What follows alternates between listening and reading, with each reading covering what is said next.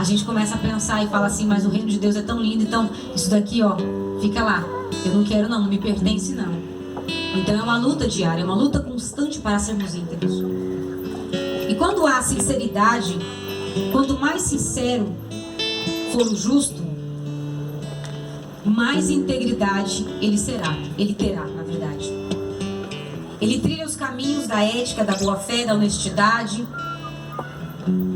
É fácil hoje em dia a gente ser honesto.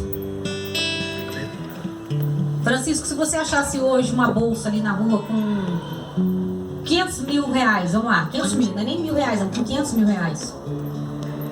O que você faria? Você ficaria quietinho, depositaria esse dinheiro na sua conta e ir embora do Brasil? Ou você iria tentar ir atrás e devolver? Hoje, quando parece que nós vemos esses tipos de reportagem, né, Claudinho? Na televisão, a gente se assusta e fala, nossa, que pessoa honesta! Como ele foi honesto, como ele conseguiu? Ele não pegou nem um realzinho, ele foi honesto.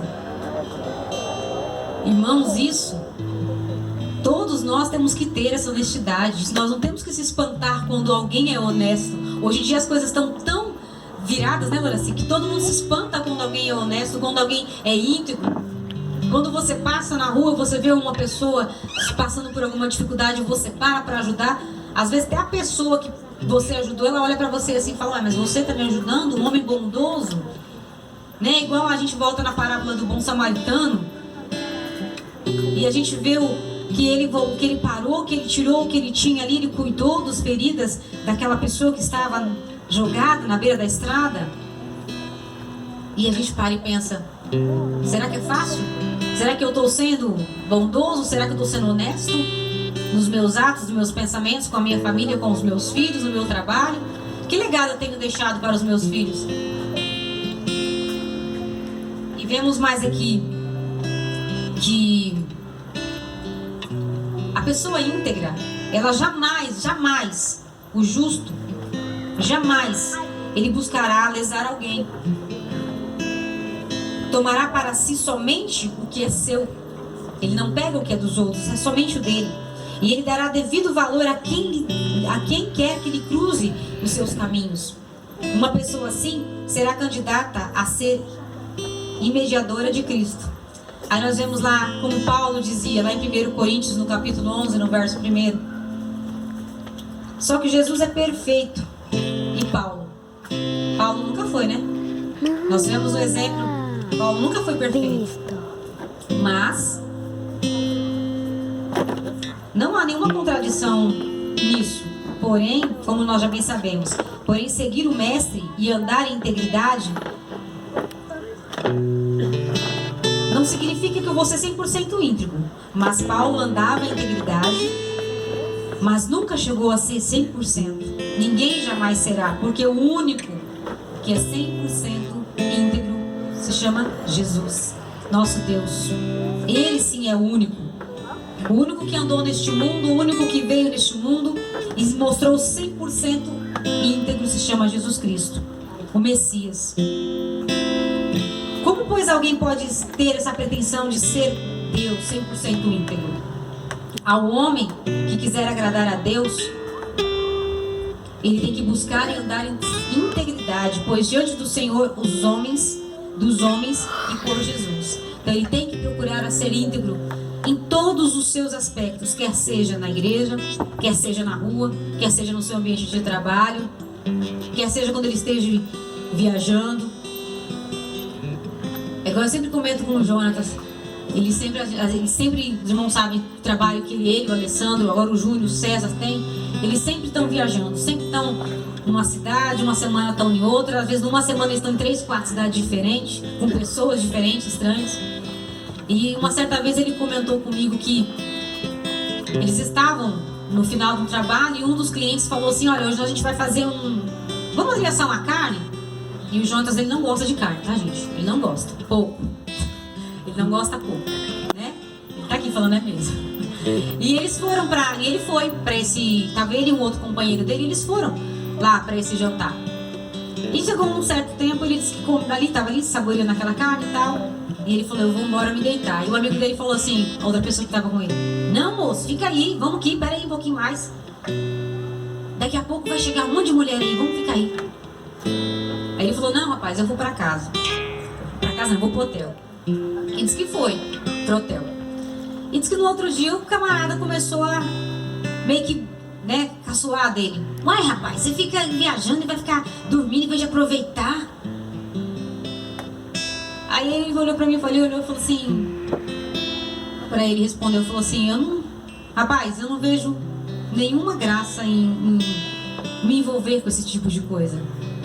Ou seja, a tentação vem todo momento, quer onde eles estejam, quer aqui, quer em outra cidade, onde eles estejam.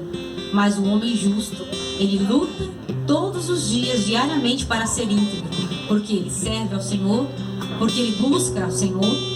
Então é uma luta diária, é uma luta constante.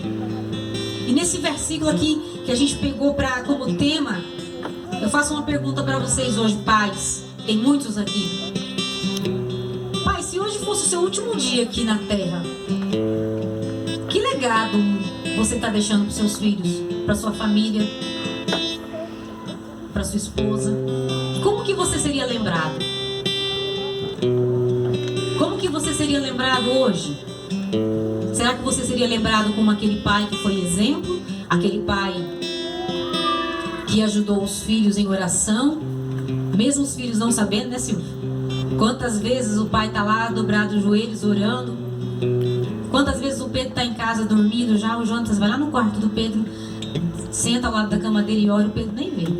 Ele vai no quarto das meninas, ora, elas nem vê. Né? E o que seria hoje? O que seria? Como você seria lembrado? Será que você seria lembrado como aquele pai? Ah, não, mas meu pai não me deixou nada de bom. Meu pai era ruim, meu pai era grosso, meu pai era... Ou você será lembrado? Não. Opa, peraí, o exemplo do meu pai eu vou seguir. Meu pai era íntegro. Meu pai era um homem bondoso. Ele nos ensinava. Bondade não significa... Né, irmão Gero? Bondade não significa só você passar a mão na cabeça do filho quando ele está errado. Não, meu filhinho, não é assim, não é verdade, irmão Gero? O pai bondoso, ele educa, ele corrige, ele orienta, ele chama atenção quando tem que chamar. Meu sogro sabe bem disso, né? Teve uns 500 filhos por aí.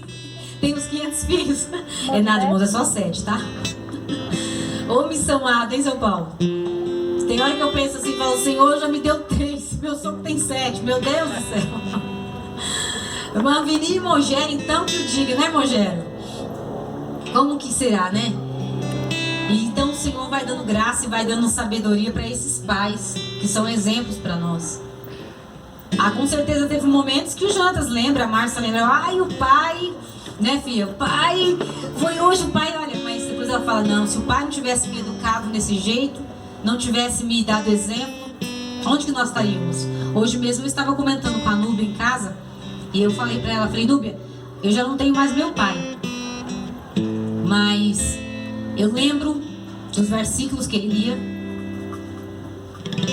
eu lembro do último dia dos pais que ele teve comigo.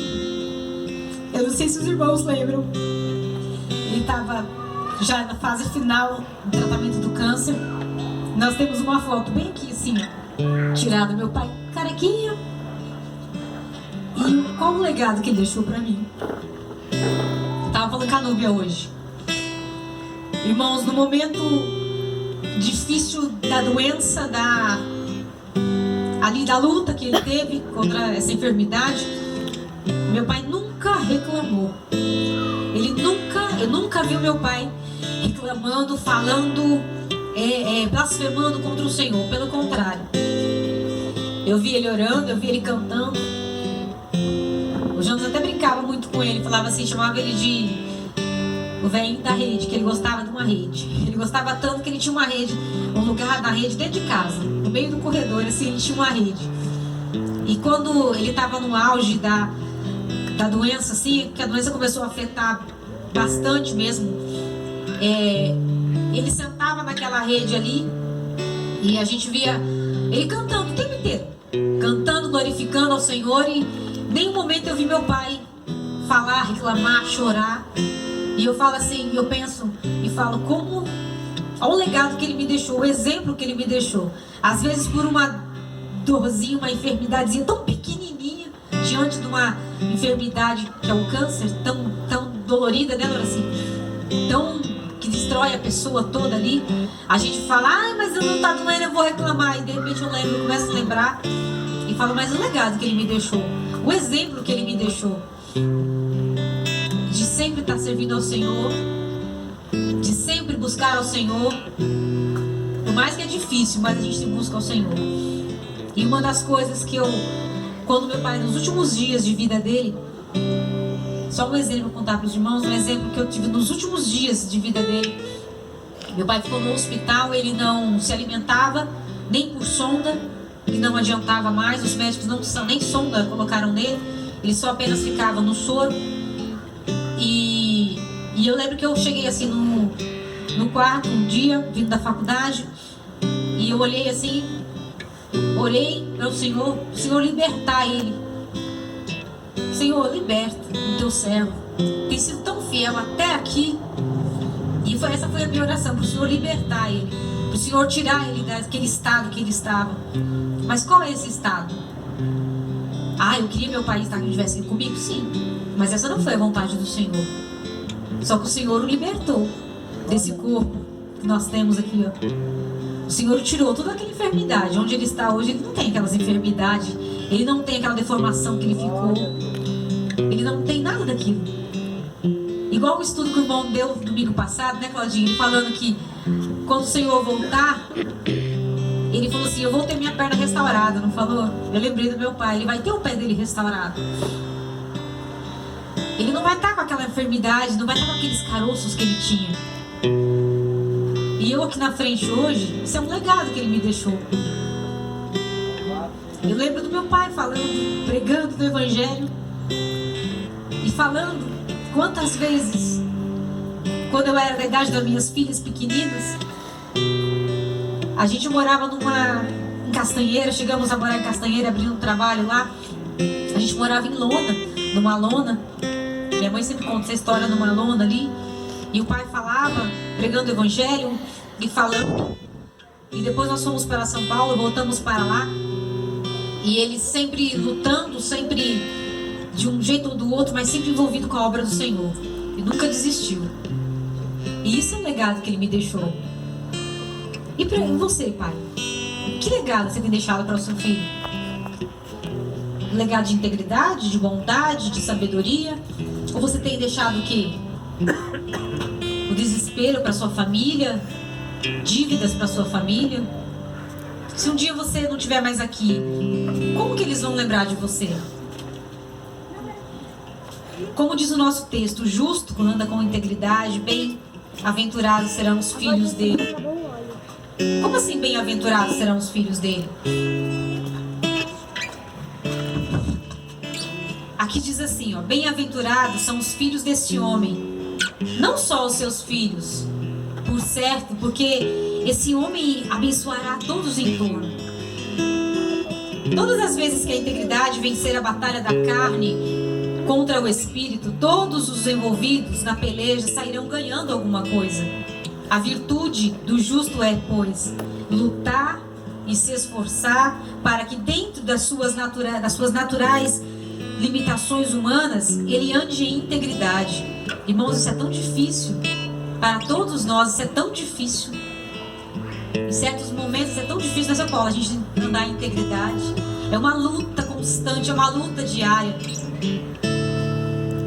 E para você que está aqui pela primeira vez, está ouvindo essa palavra, como que esses pais que estão aqui hoje conseguem andar em integridade?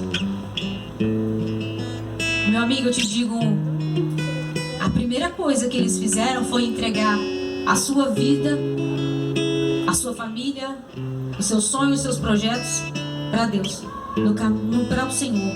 Deixar o Senhor dirigir a vida deles, tomar conta, né, César?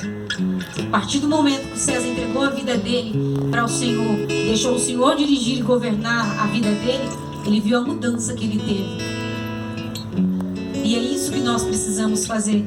É isso que nós estamos aqui hoje, homenageando aos pais, trazendo uma palavra para os pais, mas falando do Evangelho do Senhor. Nada mais estamos aqui simplesmente oferecendo para você o Evangelho mais puro e verdadeiro. Quer entregar a sua vida a Deus. E o Senhor toma conta de tudo, Senhora. É tão maravilhoso quando nós deleitamos das bênçãos do Senhor na nossa vida, quando nós entregamos tudo nas mãos do Senhor. E quando você passa a ser íntegro, quando você é uma pessoa justa, a virtude do justo, além de lutar e se esforçar entre as suas limitações, para que ele ande em integridade, com isso ele será alguém que espalhará coisas boas ao redor dele, pelo caminho onde ele vai seguindo. Ele será um abençoador. Irmãos, como que é ser um abençoador? A diferença do verdadeiro cristão, um verdadeiro pai íntegro, é isso. Por mais que ele seja de natureza às vezes rude, não é um homem letrado, mas ele é um homem sábio. O Senhor dá sabedoria para ele instruir a sua família, os seus filhos. E isso gera ao redor dos vizinhos, as crianças, os filhos, quando crescem, eles seguem aquele exemplo do seu pai, e aonde eles estão em volta, eles envolvem outras pessoas. Eles se tornam então um abençoador, né, Loraci? Eles se tornam um abençoador. Porque o exemplo dele seguiu para os seus filhos foram seguindo aquele exemplo, passaram para os seus filhos também, e isso vai gerando uma cadeia de coisas que você fala assim: nossa, mas por que aquela família é tão unida? Por que aquela família é tão alegre, tão feliz? Às vezes eles estão ali passando por uma dificuldade, mas eles são tão alegres, tão felizes, sempre estão juntos, conversando, parece que não tem problemas. Oh, meu amigo, mas tem, hein? Só que eles entregam na mão do Senhor, e o Senhor, no seu tempo, resolve. No tempo certo, o Senhor abre as portas, no tempo certo. Mas para isso precisamos integrar a nossa vida ao Senhor. E para finalizar, eu vou deixar um texto bem pequeno para vocês, que ele fala um resumo bem pequenininho que diz aqui na minha Bíblia, que fala assim, ó: os filhos do justo são abençoados, pois encontram na justiça e caráter irrepreensível dos seus pais um modelo de integridade que os incentiva a colocar sua própria fé em prática e os desafia a também tornarem-se sábios. Então que esta palavra possa servir de exemplos para nós, exemplos para todos nós, e principalmente para você, pai. Para você, meu irmão, que está aqui nessa noite, que sirva, que cada dia mais você possa servir de exemplo para os seus filhos, para a sua família, mesmo que os seus filhos não estejam aqui, mesmo que já sejam crescidos, mas que seja um exemplo para os seus filhos, para os seus netos, e que vocês possam sempre buscar a Deus, por mais que venham lutas, por mais que venham as dificuldades, as adversidades, que o Senhor Deus possa abençoar a cada um de vocês, que vocês possam sempre ser exemplo para nós, que vocês possam ter sabedoria, Senhor, que o Senhor possa abençoar cada um dos pais que aqui estejam, e você que está aqui pela primeira vez, pela segunda vez, que possa sentir esse mesmo gozo, esse mesmo prazer que esses pais têm de estarem aqui educando os seus filhos na palavra do Senhor, que possam estar aqui sempre lembrando que o Senhor Jesus Cristo, Ele morreu na cruz do Calvário para nos salvar. E essa salvação, meu amigo, você não paga com dinheiro. Nós estamos aqui para vender salvação para ninguém. O Senhor Jesus já morreu por você. O Senhor Jesus está te oferecendo. A salvação, ela é de graça.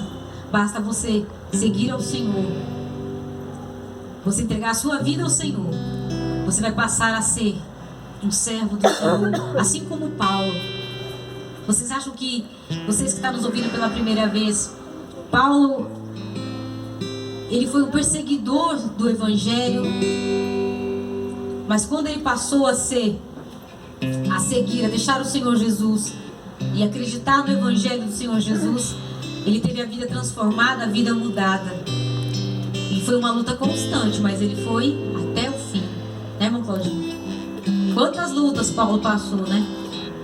Mas foi até o fim. E essa é a nossa palavra para você hoje. Eu agradeço a oportunidade neste momento, passar para Márcio. Deus abençoe a todos.